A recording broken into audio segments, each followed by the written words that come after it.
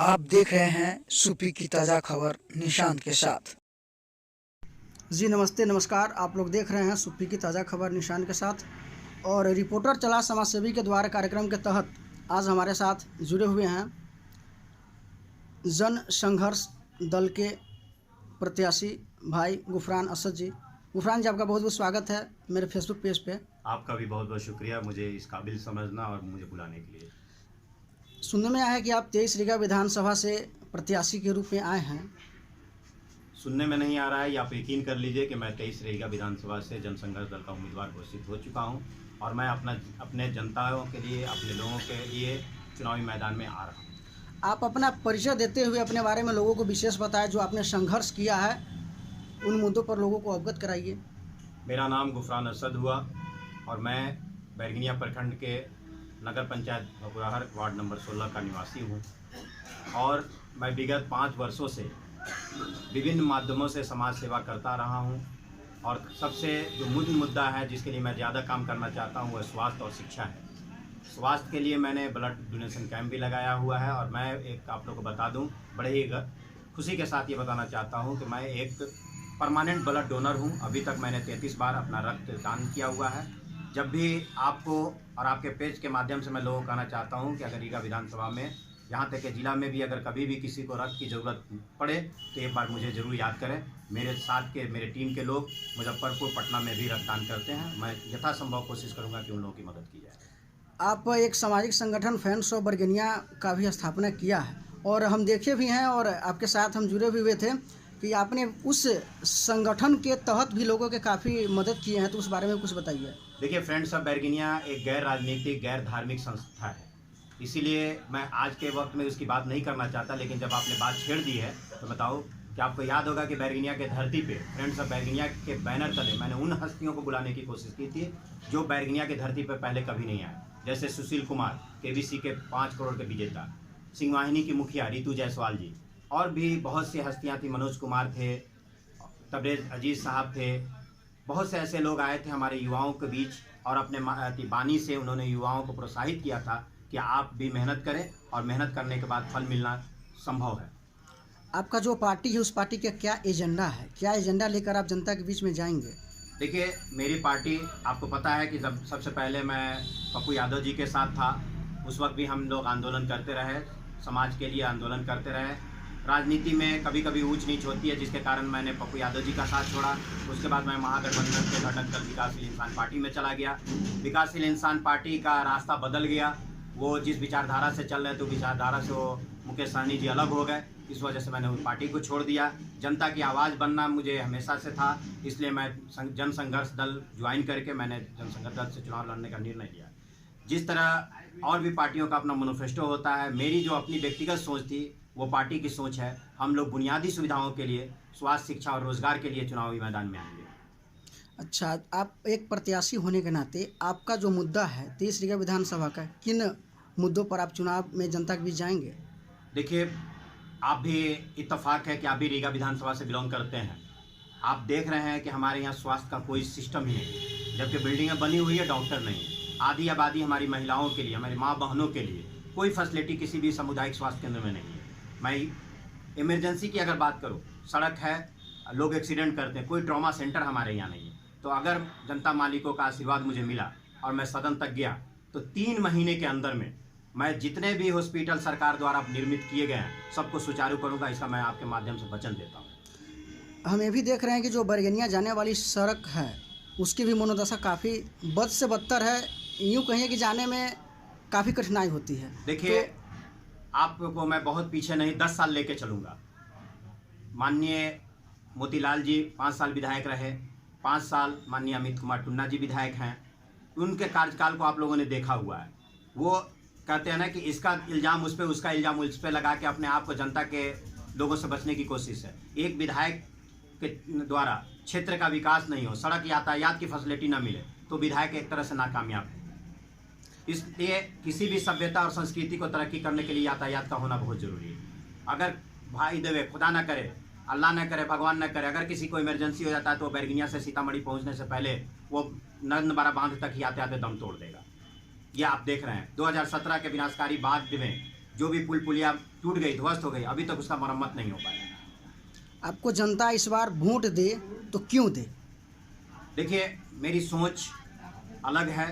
मैं मंदिर मस्जिद की बात नहीं करता, क्योंकि मैं जानता हूं कि जो लोग मंदिर और मस्जिद की बात करते हैं वो हमारे आने वाली जनरेशन के हाथों में कटोरा देना चाहते हैं। मैं अपने आने वाली पीढ़ी को, अपने बाद जो लोग मेरे आएंगे, जो मेरे बच्चे हैं, जो मेरे भाई बंधु हैं, उनके हाथों में मैं कलम देना चाहता हूँ कि ताकि वो पढ़ें।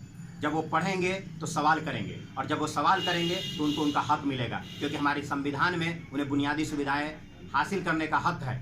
और जब तक वो पढ़ेंगे नहीं, शिक्षित नहीं होंगे, वो अपने हक के लिए कभी नहीं लड़ सकते। इसलिए मेरी पहली प्रायोरिटी यही होगी कि मेरे विधानसभा के सभी लोग शिक्षित हो जाएं, और सभी स्कूल को मैं ठीक करूंगा ताकि हमारे उन लोगों को शिक्षा मिल सके जो स्कूल तक नहीं पहुंच पा रहे। जनता के लिए कुछ संदेश देना चाहेंगे?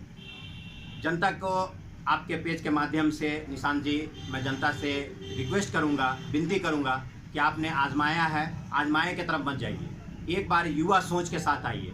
हम लोग युवा हैं और हम समाज को कुछ देना चाहते हैं। हम शिक्षित हैं, हमें पता है दिल्ली में जब हम लोग पढ़ते थे तो उस वक्त हमारी क्या अहमियत होती थी, या बिहारियों को किस नज़र से देखा जाता है। जो लोग दिल्ली गए उनको पता है कि बिहारियों को कितना नीच दृष्टि से देखा जाता है। जबकि जितने भी अगर IAS IPS के एग्ज़ाम होते हैं तो उसमें हम टॉपर में हम जरूर बिहारी होते हैं, लेकिन हमारी टोन, हमारी भाषा थोड़ा डिफरेंट है लोगों से, इसलिए लोग हमें हिकारत की नज़र से देखते हैं। मैं शिक्षा स्वास्थ्य को ठीक करूंगा, लोगों रोजगार की तरफ जाएंगे, और मैं जनता को आपके माध्यम से कहना चाहता हूं कि अगर एक बार मुझ पर भरोसा करेंगे तो यकीन जानिए कि 1 साल के बाद हमारे अपने विधानसभा से कोई पलायन नहीं करेगा, इसका मैं वचन देता हूं। और एक मुद्दा जो है रीगा विधानसभा का, वो काफ़ी गर्म है कि रीगा, सुप्पी और बैरगनिया को मिलाकर के एक अनुमंडल की मांग उठ रही है। इस पर आपकी क्या प्रतिक्रिया है? देखिए, अनुमंडल बनने से हमारे पास रोजगार के अवसर आएंगे, इस बात का मैं भी पक्षधर हूँ। रीगा, सुप्पी और बैरगनिया को मिला के एक अनुमंडल बनना चाहिए। उससे क्या है कि रोजगार होंगे, और जब रोजगार होगा, लोग आएंगे तो रोजगार बढ़ेगा, जो लोग हैं वो तरक्की की तरफ जाएंगे। और सदर, सीतामढ़ी सदर हमारा दूर पड़ता है, लोगों को हर वक्त जाना आसान नहीं होता, लेकिन अगर रेगा और सुप्पी और बैरगनिया मिला के एक अगर अनुमंडल बनता है तो हमारे युवाओं को रोजगार मिलेगा। जो उसके आसपास, ऑफिस के आसपास जिनकी ज़मीन होगी वो कीमती होगी, वो रोजगार करेंगे। और जब आप जानते हैं, जब हाथों में पैसा आने लगेगा तो क्राइम पे बहुत कंट्रोल होता है, क्योंकि भूखा पेट ही क्राइम करता है। जब आप किसी को रोजगार दे देंगे तो क्राइम ऑटोमेटिक बंद होने लगेगा। और एक रीगा से एक और बड़ी समस्या है कि जो रीगा चीनी मिल है, वो किसान ऊख तो गन्ना तो पहुंचाते हैं उनके पास, पर उनका जो पैसा होता है वो समय पर नहीं पहुंच पाता है। आज भी 100 करोड़ से ज़्यादा किसानों का बकाया है मिल पे, और मिल इस पर ध्यान नहीं दे रही, जिससे कि किसान काफ़ी हताश हैं और निराश हैं। तो इस पर आपकी क्या प्रतिक्रिया है? देखिए, ये रीगा चीनी मिल प्रबंधक द्वारा हमारे किसानों को बर्बाद करने का एक षड्यंत्र है। उसमें कहीं ना कहीं सरकार भी इन्वॉल्व है, क्योंकि जब एक बार आपको पता होगा 2 साल पहले जब चीनी मिल पर छापा पड़ा था तो वहाँ बहुत से स्टोर चीनी इतने थे जिसका बेचकर हम किसानों का कर्ज जो बकाया था मिल पे दे सकते थे। ये प्रबंधक निष्क्रिय हैं, वो चाहते हैं कि किसान खेती छोड़ दें, कि ताकि उनकी ज़मीनों को ऊंच नीच दाम पे ये खरीद के वहाँ पे बड़े उद्योगपतियों को ये दे सके। ये एक षड्यंत्र का हिस्सा है। ऐसा नहीं कि रीगा चीनी मिल का उत्पादन क्षमता कम है, वो जानबूझ के किसानों को गन्ना उत्पादन से रोकने का एक षड्यंत्र है। और एक और, युवाओं को बेरोजगार को लेकर भी अगर आप सदन में जाते हैं तो इसको लेकर के आप क्या कदम उठाएं, क्योंकि बेरोजगारी एक काफ़ी बड़ा मुद्दा है।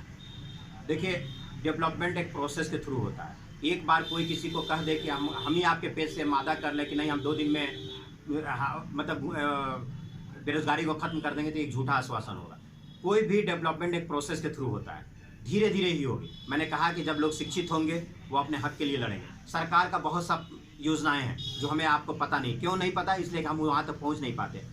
मैं अगर आप लोग आपके पेज के माध्यम से निशांत जी मैं कहना चाहता हूँ कि अगर जनता मालिकों ने मुझे आशीर्वाद दिया तो जो निचले स्तर, प्रखंड स्तरीय ऑफिसें हैं जहाँ भ्रष्टाचार चरम पे है, और आप जानते हैं कि जो लोग हमारे गरीब तबके के लोग, जो चाहे वो किसी भी जाति धर्म के हो, जो गरीबी अपने आप में एक बहुत बड़ा अभिशाप है, वो लोग जब ऑफिस जाते हैं तो उनको वहाँ के बाबू लोग इतना परेशान करते हैं कि वो बेचारे निराश होकर घर वापस आ जाते हैं। जबकि सरकार की योजनाएं बहुत हैं जो वो अवेल नहीं कर पाते। और जब मैं अगर सदन में जाऊंगा तो आपको यकीन दिलाता हूं कि BDO साहब, CO साहब जनता के बीच जाके कहेंगे कि भला भाई आपका फला काम है, आके आप अपना फॉर्म भर दीजिए। बल्कि वो फॉर्म लेकर आएंगे कि ये फॉर्म भर दीजिए, आप अपना सरकार का ये योजना आप ले लीजिए, और इस तरह गरीबी और हमारी बेरोजगारी दूर हो जाएगी। अगर आप जीतते हैं तो आपकी प्राथमिकताएं जो सबसे अग्रणी होगी वो क्या क्या होंगी? स्वास्थ्य सिस्टम को मैं 3 महीने के अंदर में ठीक कर दूंगा, अगर आप लोगों का साथ रहा, जनता का आशीर्वाद रहा।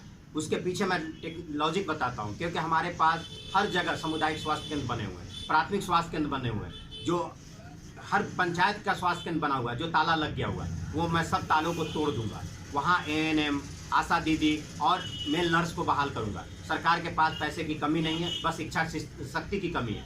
मैं 3 महीने के अंदर में तमाम हॉस्पिटलों में डॉक्टर, नर्स और जो भी उसके रिक्वायरमेंट है उसको लाऊंगा।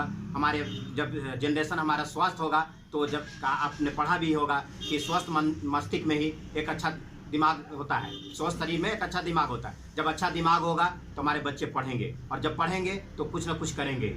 वो अपने हक के लिए लड़ेंगे, शिक्षित होंगे, दिल्ली मुंबई में जाएंगे, वहाँ पढ़ के कुछ करेंगे, IAS IPS बनेंगे, क्लर्क बनेंगे, डॉक्टर बनेंगे, इंजीनियर बनेंगे, थाना में जाएंगे। मतलब नीचे से लेके एक क्लर्क से लेकर DM की कुर्सी तक हमारे बच्चे जब जाएंगे तो ऑटोमेटिक वो अपने क्षेत्र का विकास करेंगे, उनकी सोच बढ़ेगी, और जब सोच बढ़ेगी तो हमें तरक्की करने से दुनिया की कोई ताकत नहीं हो सकती। आपने मेरे पेज को समय दिया, आपको बहुत बहुत बधाई और धन्यवाद भी कि आपने मेरे पेज को देखिए, समय धन्यवाद तो हमें आपको देना चाहिए कि आपने मुझे इस काबिल समझा और बहुत सी मुद्दों पे आपने हमसे बात की, जनता के रूबरू कराया।